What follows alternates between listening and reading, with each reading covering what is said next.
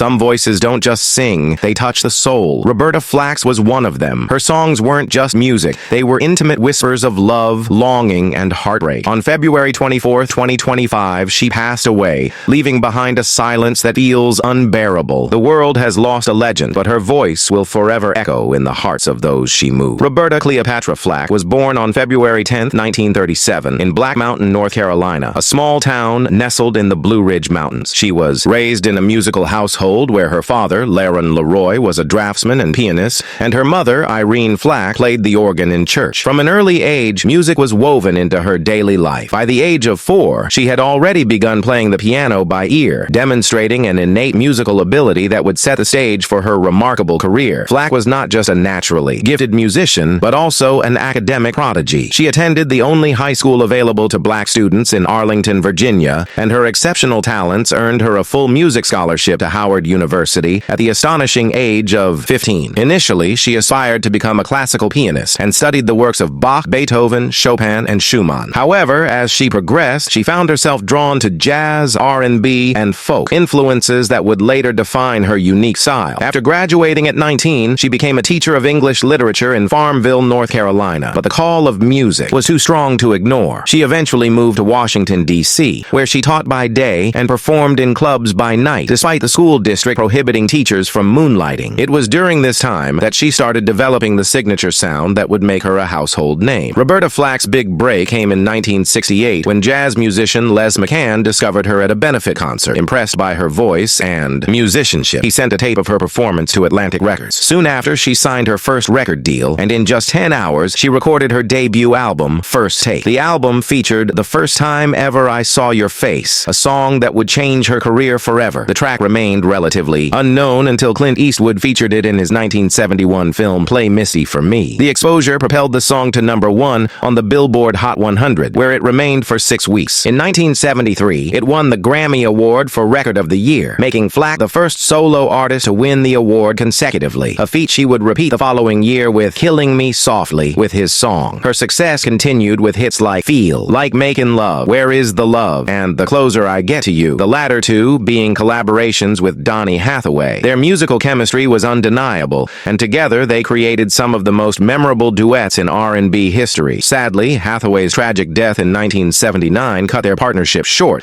but Flack carried on, continuing to release music that touched the hearts of millions. Flack's style was often described as quiet storm, a genre of R&B characterized by smooth melodies and soft vocals. She referred to her music as scientific soul, blending technical skill with deep emotion. Her songs were not just love ballads, but narratives that spoke to personal experiences, social issues, and political realities. Unlike many of her contemporaries, Flack chose subtlety over showmanship. She relied on the purity of her voice and the strength of her lyrics rather than flashy stage performances. Her ability to convey emotion through minimal instrumentation made her a unique force in the industry. This approach often led critics to compare her to artists such as Nina Simone, Nancy Wilson, and even Judy Garland. But Flack was adamant about maintaining her individuality. Her impact extended beyond music. She was socially conscious and used her platform to advocate for civil rights, AIDS awareness, and education. In 1972, she performed at Jackie Robinson's funeral, paying tribute to the baseball legend's contribution to racial equality. She also supported inner-city education projects and founded the Roberta Flack School of Music in the Bronx, offering free music education to underprivileged students. Despite her undeniable talent and success, Flack was often undervalued by the music industry. Though she won multiple Grammy Awards and had numerous chart-topping hits, she did not always receive the same level of recognition as some of her peers. It was not until 2020 that she was honored with a Recording Academy's Lifetime Achievement Award, decades after she had already shaped the sound of contemporary R&B. Even at the height of her career, she faced challenges that went beyond the music. As a black woman in the entertainment industry, she had to fight against stereotypes and assumptions about her intelligence and artistic capability. She once said, "If I flex a little mental muscle, a lot of people put their defenses up. Some people think that if you're a performer, you're dumb, or if you're a woman, you're dumb, or particularly if you're a black woman, you're dumb. I have to deal with these reactions a lot, and I'm really fed up with it." Flack took control of her artistic direction, producing many of her own albums under the pseudonym Rubina Flake, a name she jokingly created to challenge industry norms. In an era when black women producers were almost unheard of, she insisted on making her own creative decisions. She selected her material, worked closely with arrangers, and attended attended every mixing and overdubbing session to ensure her work met her exacting standards. Flack's later years saw her continuing to make music, though her style evolved with the times. Her 1991 album, Set the Night to Music, featuring Maxi Priest, was a commercial success, but critics were less favorable. She later released Roberta in 1994, moving away from contemporary R&B and returning to jazz-infused melodies. In 2012, she paid tribute to the Beatles with Let It Be Roberta, a collection of covers that showcase her ability to reinterpret classic songs with new depth. Beyond music, Flack remained committed to philanthropy. In addition to her School of Music, she founded the Roberta Flack Foundation in 2010